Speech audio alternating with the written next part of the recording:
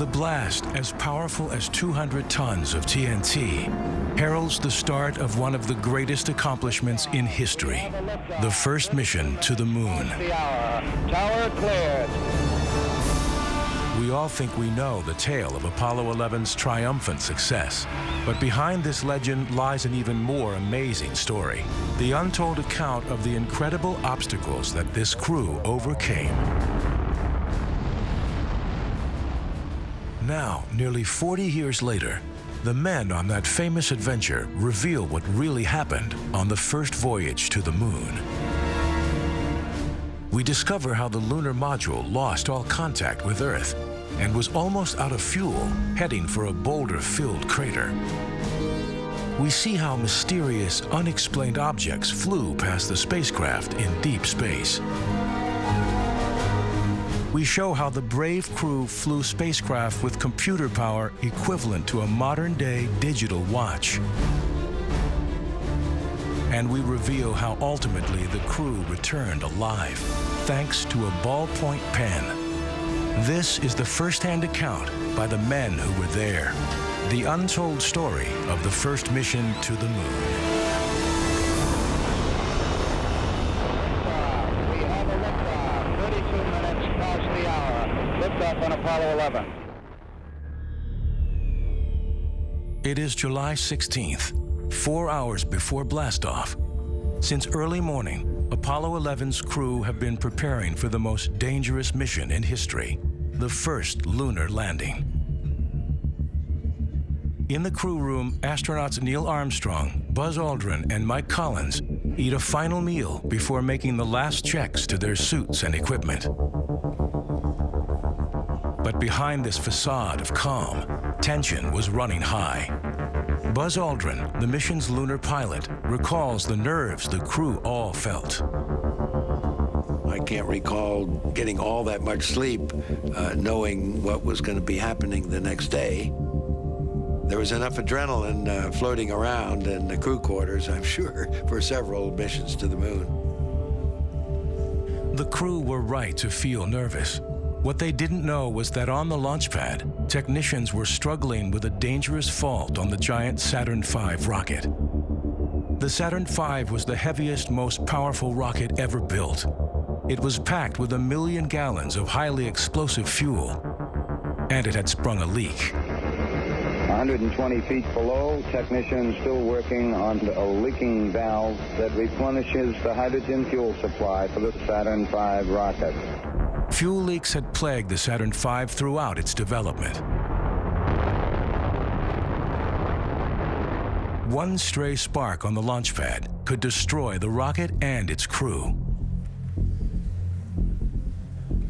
Gene Kranz, the flight director monitoring the countdown at Mission Control in Houston, was well aware of the risks. A space mission will never be routine because you're putting 3 humans on top of an enormous amount of high explosive. But solving dangerous problems against the clock was part of the deal for the space program. The rocket had to leave on schedule. For years, the Apollo team had been working exhausting hours to fulfill the dream of President John F. Kennedy.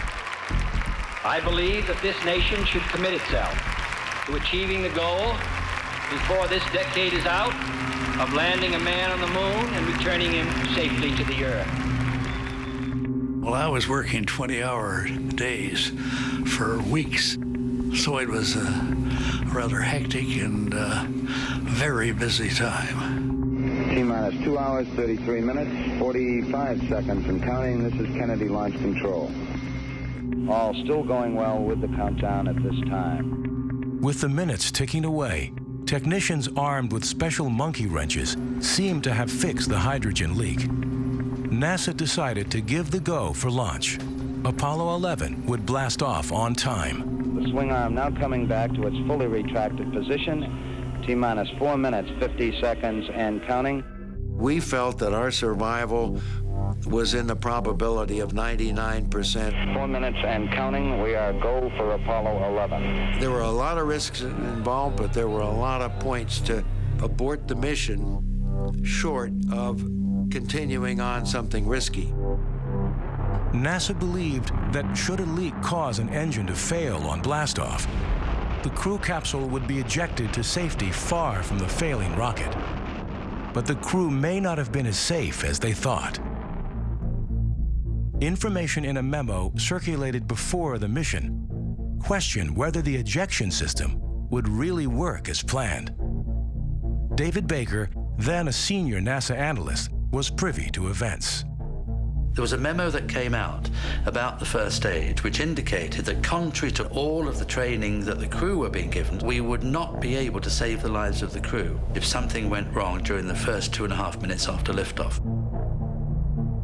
The abort system needed 2 seconds from the detection of a catastrophic failure to activate the launch escape system.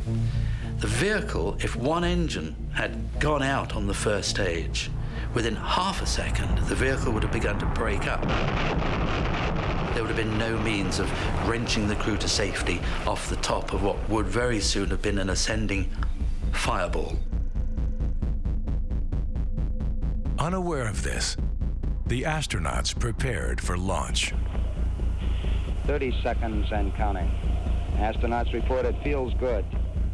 The explosive potential, if it exploded on the launch pad, would have wiped out a Fairport of Florida. 20 seconds and counting. I always say a prayer for the crew and for my mission control team that we'll be successful in the work that we are about to do. T-minus 15 seconds. Guidance is internal. I said, I really want to try and remember this moment before all the excitement. 12, 11, 10, 9. Ignition sequence starts.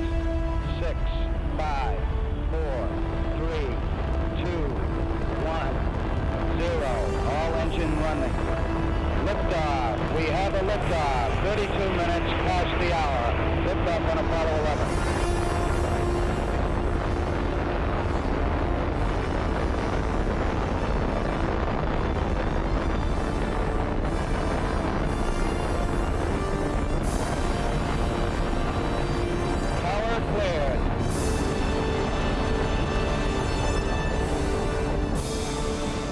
Apollo 11 was on its way to make history, but it would take even more daring risks to get there.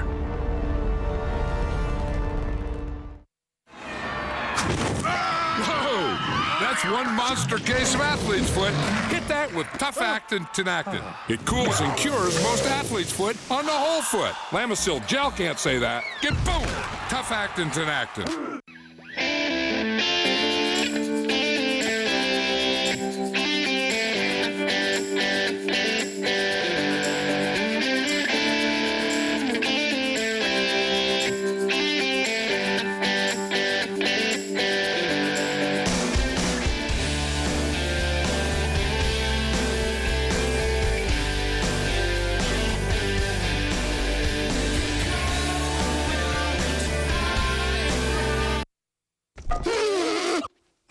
Did I scare you?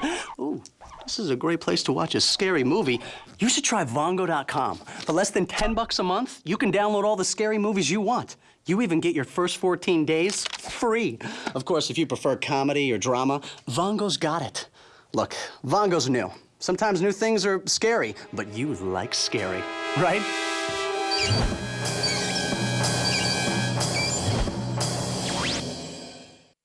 You are a geek.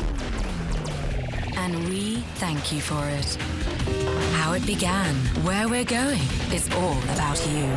Geek Weekend, starting Friday at 8 on the Science Channel. Has it been a while since you've seen the dentist? Kids need braces? Can't afford dental care? Then log on to dentalplans.com and discover huge savings on dental care for you and your family. Dentalplans.com has the best selection of discount dental plans nationwide, with plans starting as low as $79.95 per year. That's only $7 per month. And with the largest group of combined networks and participating dentists in the nation, you'll find a quality dentist right in your neighborhood. Choose from over 30 discount dental programs from industry leaders like Aetna, GE, Patriot, and many more. Oral surgery, dentures, Crowns, fillings or braces, cleanings, exams, even cosmetic dentistry. DentalPlans.com has the right plan for you. So call toll-free or log on to DentalPlans.com to find plans starting at only $7 per month. Don't wait. Join now and receive 3 additional months. A $20 value, yours absolutely free. Call or log on to DentalPlans.com now. Each adventure begins the same. Stranded in the middle of nowhere without food, water, or supplies. Armed with only my survival skills and my heavy camera gear, which I'll use to record everything, for 7 days, my biggest challenge will be simply to survive. Ow! Oh, that's cool. Survivor Man, tomorrow at 9 on the Science Channel. We're through the region of maximum dynamic pressure now.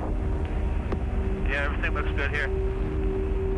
2.5 minutes after blastoff, Apollo 11's massive first stage had powered the astronauts to a speed of 6,200 miles per hour and an altitude of 35 miles. Downrange 35 miles, 30 miles high, standing by for the outboard engine cut down now. As the fuel ran out, explosive bolts jettisoned the spent stage, and the engines in Stage 2 fired up. Station.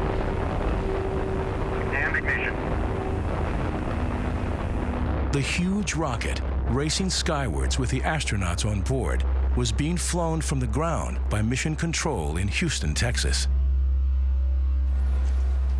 But Mission Control was not as high-tech as it looked.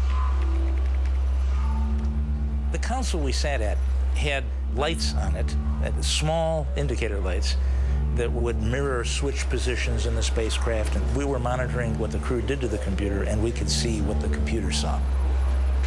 And actually, the computer screens that we looked at in our consoles in Mission Control weren't computer screens at all. They were televisions.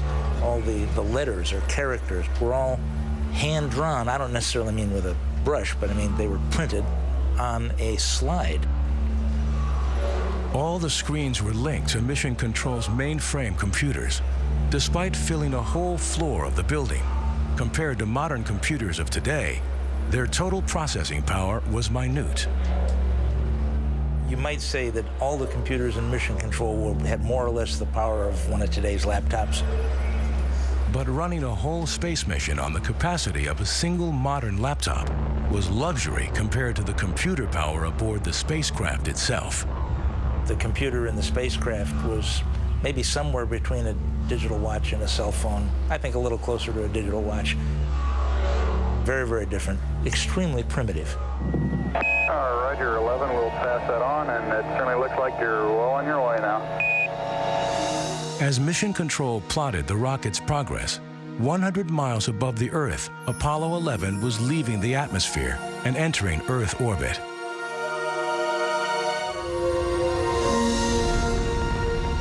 The crew now jettisoned the final stage of the rocket to prepare for the 260,000-mile journey to the moon. Apollo 11, over. Go ahead, 11. As Apollo flew on, hundreds of communications ping-ponged between the spaceship and the ground. Failing to comprehend just one message could spell disaster.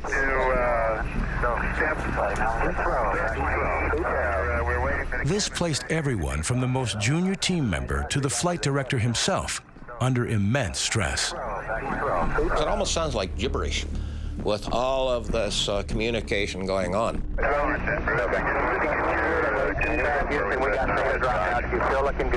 Normally in Mission Control, I would listen to 5 to 7 communications simultaneously. With practice, you can pick out that communication which is essential to you doing your job. But 3 days and 200,000 miles into the flight, Mission Control did miss the significance of a cryptic message from Apollo 11. Do you have any idea where the S4B is with respect to us? Stand by. The crew required information on the current position of the S4B, the final stage of the rocket which had been jettisoned away 2 days earlier. This short message hid an extraordinary turn of events. Apollo 11 wasn't alone in space. There was something out there that was close enough to be observed, and what could it be? Traveling alongside Apollo 11 was a mysterious object like this one, filmed on a later mission. If it wasn't part of their own rocket, it could only be one thing: a UFO.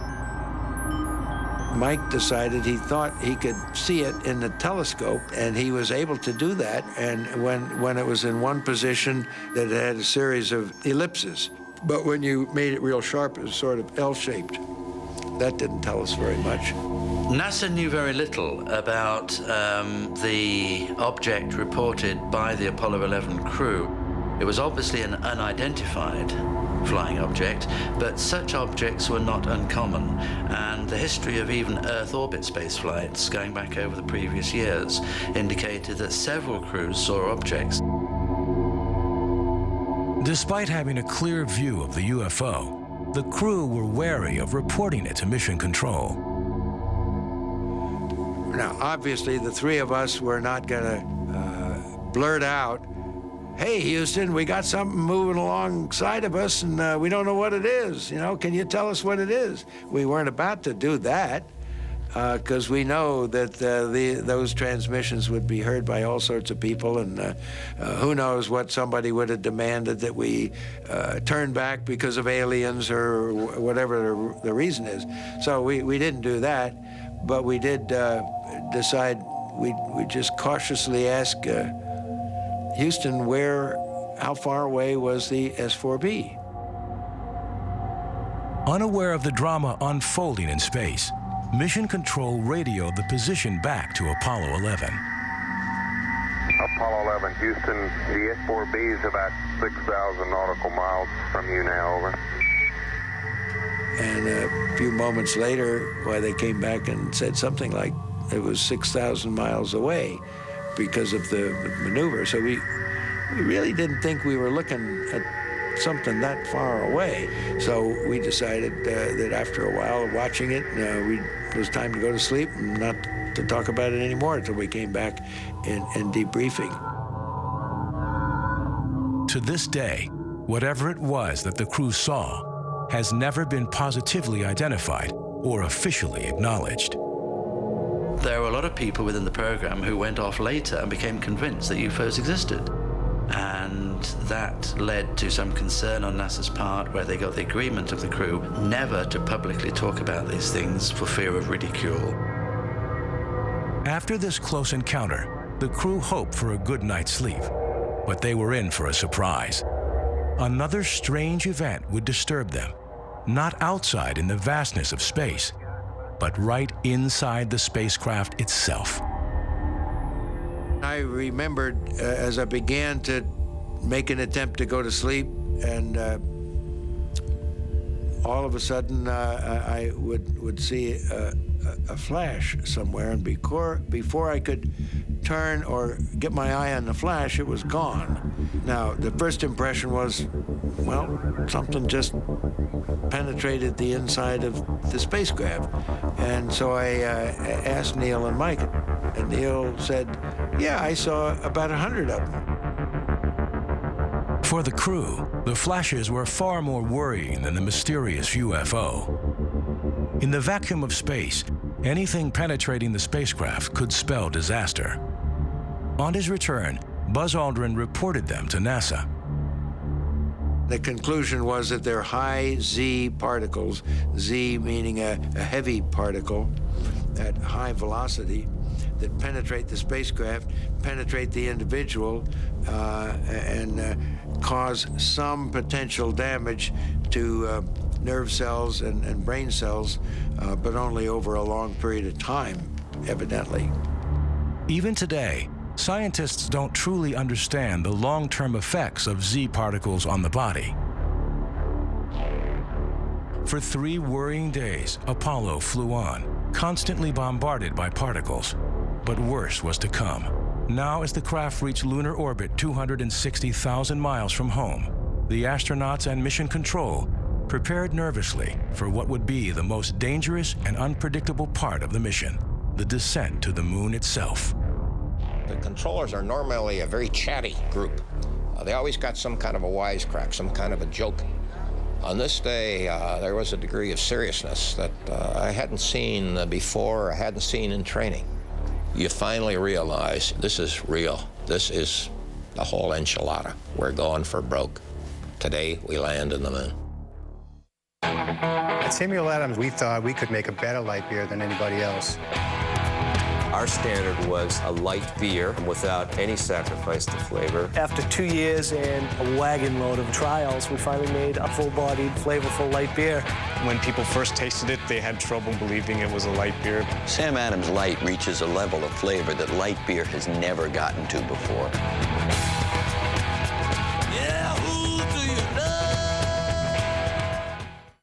Hello, I'm Lindsay Wagner. You know, if you're frustrated by the quality of your sleep or because you have morning back pain, please give us a call right now. It won't cost you a thing except a minute of your time. We'll immediately send you this free video and brochure with all the details about this amazing bed, including complete descriptions of all our bed models, prices, and options. You'll have all the information you need to make a decision that can truly make a difference in your sleep. It's been amazing, the difference that the Sleep Number bed has made with my sleep personally. I have not woken up with back pain at all, not once since we've gotten it. I switched from an innerspring mattress to a Sleep Number bed, and now I sleep better than ever. It's the only bed I know of that's clinically proven to improve your sleep quality and relieve back pain. And it also costs about the same as a traditional innerspring mattress, yet it lasts twice as long. Now, like most of us, before I got my Sleep Number bed, I used to toss and turn during the night. I'd wake up, roll over, find a comfortable position, and then go back to sleep.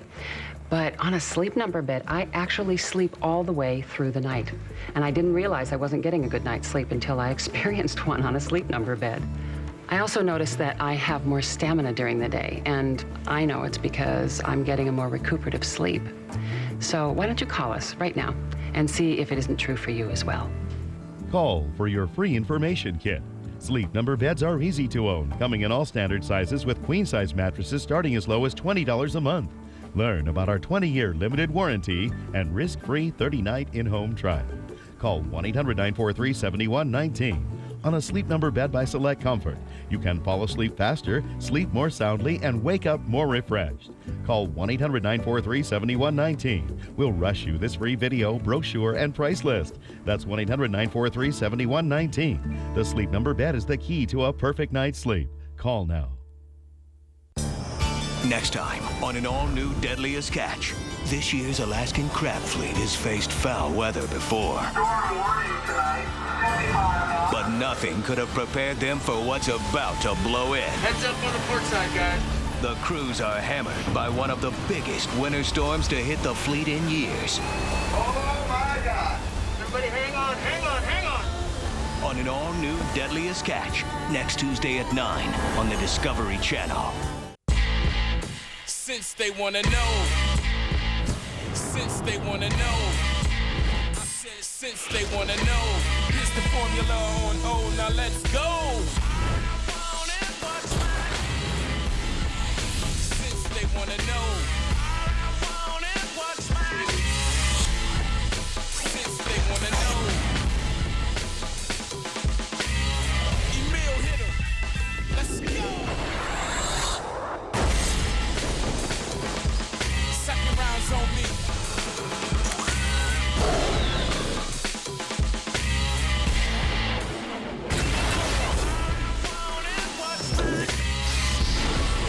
Since they wanna know. Since they wanna know. Since they wanna know. As Apollo 11 orbited 80 miles above the moon, Armstrong and Aldrin entered the lunar module before undocking, leaving Collins behind in the command ship. The strangest spacecraft ever to fly, the lunar module, codenamed Eagle, was known around the globe as a miracle of engineering. Mission Control knew, however, that behind the space-age design lay some drastic weaknesses. The lunar module, I think, totally loaded, weighed a little over 33,000 pounds. The skin on the crew cabin was very thin, and that was all done because of weight savings. Weight was a very critical item that always had to be considered in anything that you did. If you really took your finger and poked hard at it, you could poke right through the outer skin of the spacecraft. It was about the thickness of 2 layers of aluminum foil. But it's the kind of thing that you were reasonably cautious that you didn't jab any pointed objects through. But the fragile skin of the craft was not the only danger. Behind the scenes, the development of the module had had its share of accidents and breakdowns. One such major failure had almost cost Neil Armstrong his life. In training for the flight, Armstrong had practiced on 2 bizarre prototypes that mimicked the gravity conditions of the moon. In order to train the crews, we used 2 vehicles, the Lunar Landing Training Vehicle and the Lunar Research Vehicle. And one was suspended on wires and was very safe and didn't have actual engines. And then there was the hairy, scary Lunar Landing Training Vehicle.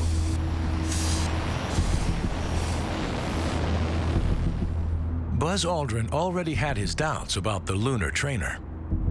I could see that this was a vehicle that you had to really pay very close attention to. If you had not completely shut off the descent thrust, you could run out of attitude fuel much sooner than you might expect. The motor that was simulating the lunar module engine was the one that Neil Armstrong would throttle in order to rehearse going down to the surface of the moon. And, as all human machines tend to, they fail occasionally.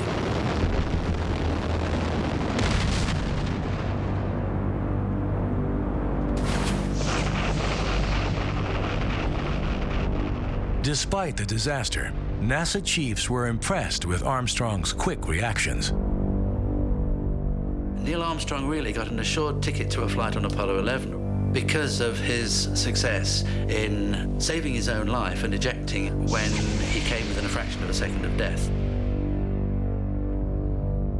With no second chances in space, Armstrong and Aldrin would now have to pilot the real lunar module faultlessly on its designated flight path around the dark side of the moon before the final landing attempt. Immediately, they faced their first hurdle.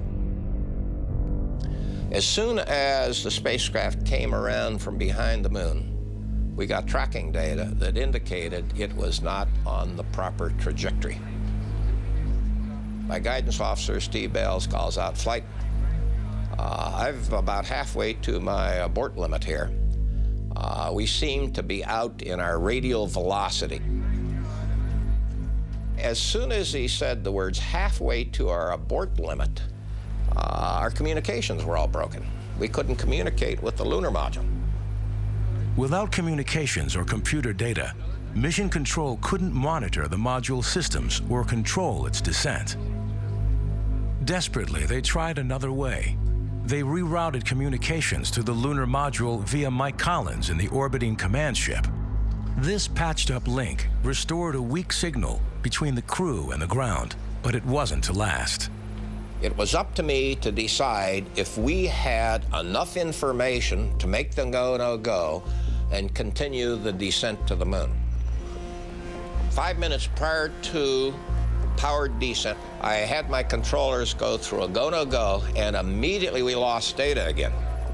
So I added the words, "Give me your go-no-go based on the last valid frame of data that you saw." Okay, all flight controllers, go-no-go for landing. Retro, go. Fido, go. Guidance, go. Control, go. Telcom, go. GNC, go. Econ, go. Surgeon, go. Capcom, we're go for landing. As communications cut in and out, the lunar module began powering to the surface, its engines counter-thrusting to control its descent. Get that right on me. You're a go. You go to continue power descent. You're a go to continue power descent. It was sort of like a controlled fall out of orbit. It's almost like a car on a very long mountain road with the driver riding the brake to adjust the speed and keep from going too fast. To avoid colliding with the moon, the lunar module now switched on its landing radar to determine its precise altitude. Okay, we got data back. Radar flight looks good. Rod. The landing radar could begin to feed in the difference between its position and velocity and what the computer thought the position and velocity was. And that number, as it began to correct, would go smaller and smaller. Rod, 2,000 feet. Rod. But switching on the landing radar started a catastrophic chain of events that would turn the landing from a drama into a full-blown crisis. If you're like us, you'll never want to waste your time on a treadmill again. This free DVD shows you how Bowflex's Tread Climber burns calories in half the time of a treadmill at the same speed. Call for yours now. You need to see this free DVD. Tread Climber lets me get an amazingly effective cardio workout in 30 minutes. It's quick, it's easy, and it makes me feel great. And it's compact enough to fit anywhere in my home. The Tread Climber machine combines the walking motion of a treadmill with the stepping motion of a stair stepper. So you do twice the work in one easy elliptical motion. It feels sort of like walking in sand. A Tread Climber workout can burn up to twice as many calories as a treadmill at the same speed for great results in just 30 minutes. I'd have to stay on a treadmill for 60 minutes to burn the same amount of calories. Who's got time for that? Plus, it's low impact, which keeps my knees feeling great. And if you think owning a gym quality machine is too expensive, think again. You can own your own Bowflex Tread Climber with no money down and payments as low as $23 a month. It's a lot easier than going to a health club. I know I have to take care of myself now if I want to look younger and feel younger. And let's face it, live longer. And the Bowflex Tread Climber lets me do just that in a quick and easy 30-minute workout. Tread Climber simply produces results. Bowflex built this machine so well that they even back it with a 5-year warranty. If you're serious about your health and you want to get a gym quality workout at home, then you need Tread Climber. Call right now for your free DVD. It shows you why the Bowflex Tread Climber machine burns calories and works your heart faster than any treadmill on the market today. Would you like firm thighs, tight glutes, flatter abs, a strong core, and increased metabolism? Well, Bowflex guarantees results in just 6 weeks. Call the number on the screen to get a free DVD or video that tells you about the most important innovation in home fitness ever, the Bowflex Tread Climber. You are a geek, and we thank you for it. How it began, where we're going, it's all about you. Geek Weekend, starting Friday at 8 on the Science Channel. I'm Matthew Lesko, and my new book will tell you how to tell bill collectors to go shove it. My new book shows you 4,000 government programs that you can use to pay your bills and get out of debt forever. Get $2,000 to pay your rent or mortgage, or $600 to pay your phone bill, or even $7,000 to pay your credit card bills. I've been researching government grants for over 25 years, and government officials don't even know about these programs. And you've never seen a book that's so easy to use. Here's a program to pay for your prescription drug bills, or a program to pay for your living expenses, or programs to pay for your housing bills, apartment bills, or even your student loans. Over 80% of the people in the United States, including millionaires, are eligible. Isn't it about time you get rid of your debt once and for all? If you don't use these programs, somebody else will. So call now and get free money to pay your bills. Call 1-800-701-1881 now. Each adventure begins the same. Stranded in the middle of nowhere without food, water, or supplies. Armed with only my survival skills and my heavy camera gear, which I'll use to record everything, for 7 days, my biggest challenge will be simply to survive. Ow! Oh, that's cool. Survivor Man, tomorrow at 9 on the Science Channel. 10,000 feet above the moon, the Apollo 11 lunar module was in grave danger. 1202, stand by. 1202. Total This is Bravo 2 alarm. Bravo 2, what's that? Overwhelmed by the information from the landing radar, the tiny onboard computer crashed. Instead of giving the crew vital information, it was flashing up a major overload warning. There's a lot of information going into that very, very tiny computer. And all of a sudden it says, I'm sorry, I can make no sense of this. I'm stopping, I'm shutting down. On board the lunar module, the astronauts were stunned. Whatever information we were looking at, whether it was velocity and then movement over the ground, we didn't see those anymore. Instead, it gave us a code, the number of the alarm. It was disturbing, it was distracting. We were looking at it, wondering what it meant. Perhaps even more disturbingly, no one at Mission Control had any idea what the alarm meant either. In desperation, they turned to 24-year-old backroom computer whiz kid, Jack Garman, for advice as to whether the mission could continue. When that alarm occurred, I was probably the only one in the control center that knew what it was. I had no question about it. By sheer good fortune, Garman had come across this alarm in a training exercise and had scribbled down the correct course of action on a scrap of paper. My response was within 5 or 6 seconds saying, yeah, that one's okay, as long as it doesn't reoccur. 1202 alarm. It's executive overflow. If it does not occur, then we're fine. Garman advised that if the alarm only occurred once, the mission could continue. But the problem wasn't about to go away. The landing radar continued to overload the computer. Now, of course, when it happened again, I was a little nervous. We all were. Is it going to start happening real often? And it's going to lose control of itself. It won't be able to command the vehicle. That was a little nerve-wracking. With the computer plunging the module into chaos, Armstrong decided to override it and take manual control of the vehicle. But by now, the spacecraft had veered way off course. Neil was paying attention, really, more than I was. He was looking out the window. We had craters drifting by. There weren't very many identifiable craters. And Neil said, I think we may be a little long. The module was lost, but that wasn't all. The descent engine's fuel tank was running critically low. Now the really dicey part of this mission will continue, because we would normally in training have landed by about 10 minutes. We now get to the point where I get a call from my controller that we have now had low level. Low level? And we know by experience and by design that we will have 2 minutes of fuel remaining at an average throttle setting of 30%. With the module still at 500 feet, it was rushing into unknown terrain. The odds did not look good. We'd never been this close in training. We start a clock running, a stopwatch, in the back room with the controller, and he is now calling off seconds of fuel remaining. My spacecraft communicator says, "Flight, we better get pretty quiet now." Okay, the only call-outs from now on will be fuel. At that point, things really started to get pretty tense because, Armstrong knew that the fuel supply was dwindling.